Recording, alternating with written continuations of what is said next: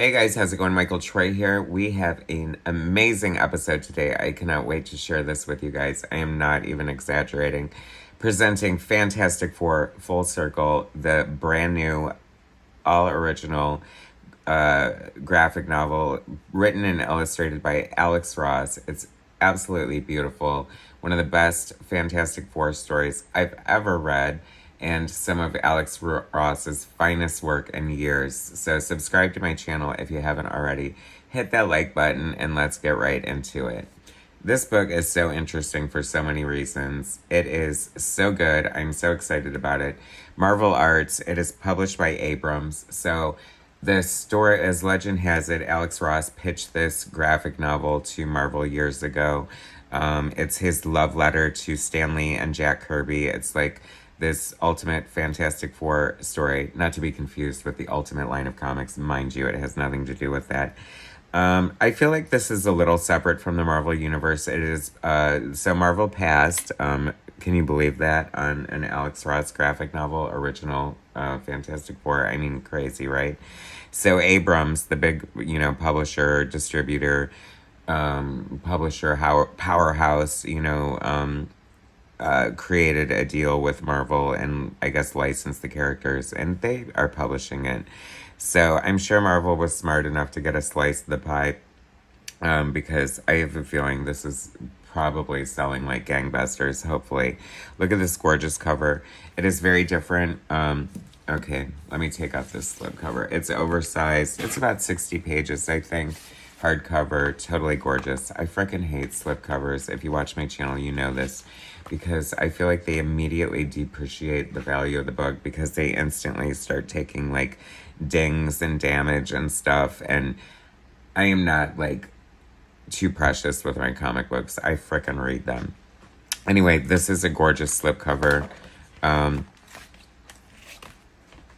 As you can see, this panel from the interior, I mean, come on, does that not scream like Jack Kirby, Stan Lee, Fantastic Four? You know we're in for a ride.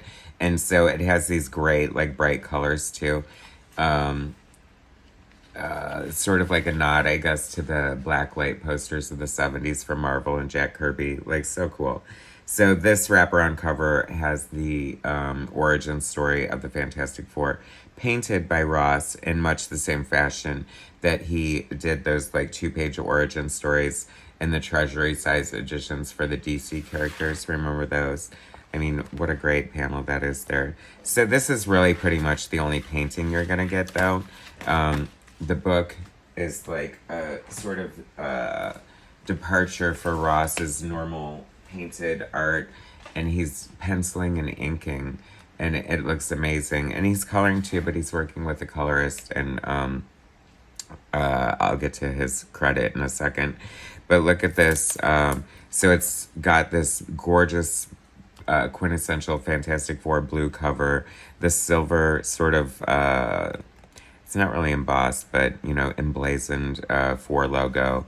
The end pieces are freaking gorgeous. I love this pop art feel. It's funny because I plug. I just did an interview with Eric Larson not too long ago, who is coloring his comic book Ant, and he said that he's getting like a little experimental in doing sort of this 70s Marvel thing where the characters will be all in one solid color. So that's kind of reminding me of this. Blue and orange are complementary colors on the color wheel. So obviously these artists know what they're doing. So this is pen and ink, which is very interesting. On Alex Ross's YouTube channel, you can see a video process of him inking thing, and it's pretty amazing. Because while it is pen and ink, he's sort of using this dry brush effect and a little bit of stippling, which gives it almost like this pencil sketch quality, which I like. If you've... I've been a fan of Alex Ross for a long time, and I've always followed, like a lot of his process and preliminary work and bonus features and stuff. And I've always thought his pencil sketches or pen and ink would make such an amazing comic book, so I'm glad he's finally doing it. So Fantastic Four Full Circle by Alex Ross. I mean, you have to give credit for, like, the, the design of the book. I mean, this book is so well done. I mean, Abrams obviously knows what they're doing. This is called Full Circle. I think that that's poignant in so many ways. There's a lot of poignancy to this book. Like, Alex Ross wrote it. He's always been there as a writer as far as plotting, you know, but usually with another artist. So I feel like this is like one of the first times he's written and drawn the whole thing himself. And he is a great writer. Like, he's putting a lot of Easter eggs, a lot of nuggets. I mean, look at this Baxter building there. Doesn't it just give you the chills to see that? Colors by Alex Ross with Josh Johnson. Got to give credit for Josh Johnson. I don't know for sure what his role was in this. I'm hoping that Alex comes out with like a video about like how the coloring went down in this, because I do believe it is computer colored, because you got a lot of this like the dots overlay to make it look like a more traditional comic book coloring. So Alex said he wanted to like sort of marry his style with Kirby and sort of pay homage to the Kirby Lee. This is definitely a love letter, and it shows. Like, the Fantastic Four never looked better, and they act so appropriate. This is also a sequel, full circle, to the famous Jack Kirby, Stan Lee, This Man, This Monster story. I won't spoil it story-wise. I had never read that story. I'm a Byrne Fantastic Four fan, so I'm not beholden to the Kirby Lee stuff, but after reading this, I totally want to get into it and like just do a deep dive and read like the whole shebang. I'm sure I've read some of it, but I do have the Fantastic Four Kirby Artist Edition, oddly enough, just because the art is so gorgeous. Little Kirby insert here of some Kirby art. I love that that's thrown in. I just love, like, everything about this. It sort of definitely has, like, I don't know, like, you know, I feel like Alex Ross's art looks, you know, sort of like a period piece in a lot of ways. The coloring is just so cool. I love it. It totally fits my own garish color sensibility. And it's bright and just crazy. And handsome Johnny. Thing looks impeccable. It's just so much fun. There are so many Kirbyisms as far as like tech design and just like the geometry of Kirby that you would see. Here's a direct reference to the This Man, This Monster. We all know that famous splash page, so beautifully illustrated by Jack King Kirby. And it's just such a great homage to that. Very interesting and clever how he worked this story. You do get a little bit, like every once in a while he'll bust in with something that looks more like his painted work, like here. So once again, I'm very curious to see like the whole process of, you know, how the coloring went. I mean, just crazy. Like, there's so much good action here. It's just like bursting with action. I love his version of the Fantastic Four, the Human Torch, rather. Of course, isn't that how we kind of all fell in love with Alex Ross's art, with that great portrait of the original Human Torch on the cover of Marvel's, just like a man in flames. This is cool too. I love this because Reed tells Sue like to do something, and she's like, I think I can do that, but let me try this instead, proving that the Invisible Woman, as she is called here, like she is not a girl anymore, you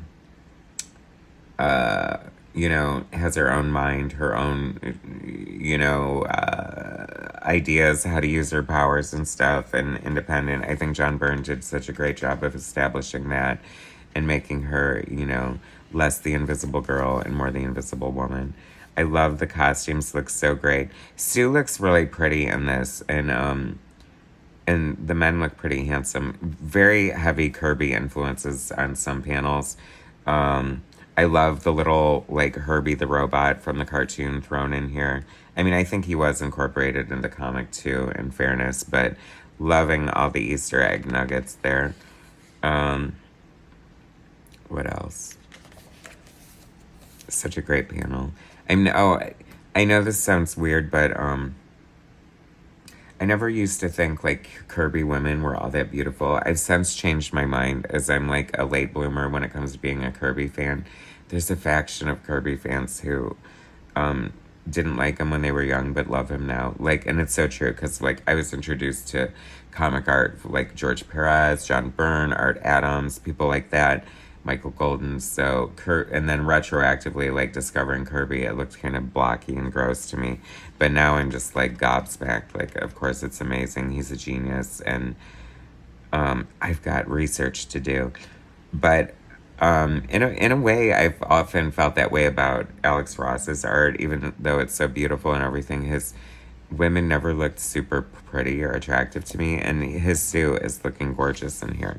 And there go the negative zone spoilers, but his Annihilus is like pretty dope too. Also loving this. I love like when science fiction sort of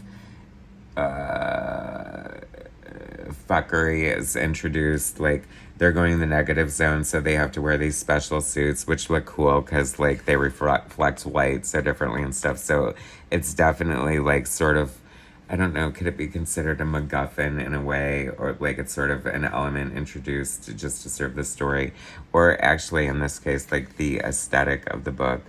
And Kirby Crackle, oh my gosh, I always measure a comic book artist salt by if they use Kirby Crackle or not, and 9 times out of 10, like everyone's using Kirby Crackle, because why wouldn't you?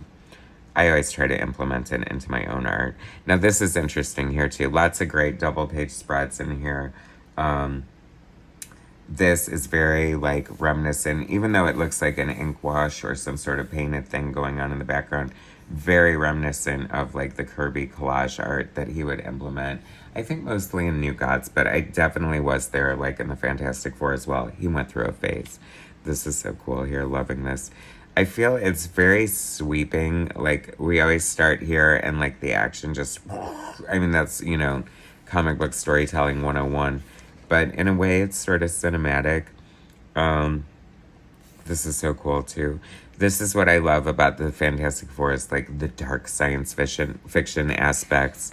And that just looks so cool. Like you can just, I don't know, almost feel the chill in the air of the negative zone here. And this is like worth the price of admission alone. Like they're invisible, kind of like spying on Annihilus over here. Annihilus? I always thought it was Annihilus when I was little, but Annihilus makes more sense, doesn't it? I don't know. Looking creepy AF over here. All this great like Kirby geometry. That looks a little like a smudge of ink. I wonder if that was intentional. But, I mean, is this not gorgeous, you guys? Are you dying? This is only like $35 or something like that. I mean, how much more would you pay, however? But still, worth every freaking penny. It's gorgeous. I love that it's kind of oversized, too. Always wanting bigger art to be showcased. And other great elements introduced. Sort of like one of the villains here is like someone from Reed's past that he screwed over. I mean, who hasn't Reed screwed over at one point? You know, they of course, part of the story is, you know, Ben's resentment towards Reed for trapping him in the rocky prison of, you know, the fate that befell them from their 3-hour tour in space. Here comes Alex Ross pulling is that Freddie Mercury, by the way? Pulling what do you call it? A John Byrne, getting paid for a black blank page, but at least he doesn't go on for several pages. It's like a page and a half. This totally reminded me of Kingdom Come. I don't need to tell you. If you know, you know. But I think this is so great. Like, if this means Alex Ross could produce work faster using, although I don't see how. Like, it seems so labor intensive to do all this, like, inking. But it's kind of basically what he was doing. Like, his process normally would be, like, to do kind of, like, a black and white, like, ink wash with gouache paints and then, like, color over it. I like this. I feel like it's definitely inspired. I like the fact that it was motivated with an artistic purpose in mind. Like, Alex Ross is like, okay, I'm going to do a love letter to Jack Kirby, and I'm going to try to marry my style with his in the best way I can to flatter both of us and pay homage and all that stuff. And I'm going to ink it. So, love Sue's face in this panel. So gorgeous. So, I kind of feel like that makes the project even better. And the fact that it was like such a success, because of course, damn you, curse you, Alex Ross. Of course, it's going to be beautiful and amazing and turn out. Like, what if he was like, oh my god, I just tried and I just couldn't do it. It looks like shit. It looks like stick figures. That is giving me such burn vibes right there. I love it so much. In all his talk of the Fantastic Four, he didn't, I mean, I guess, I just feel, maybe because I'm such a Byrne fan, I was like, what does he think of Byrne? Obviously, he's a Kirby fan, but I don't know, you know. I mean, is that how it works? I mean, there must be people who love Kirby and Byrne's run on Fantastic Four, right? I guess it depends on how old you are and stuff like that.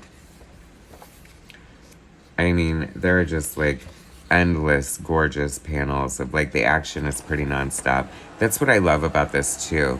Like, aside from the fact that it's just beautiful and so well drawn,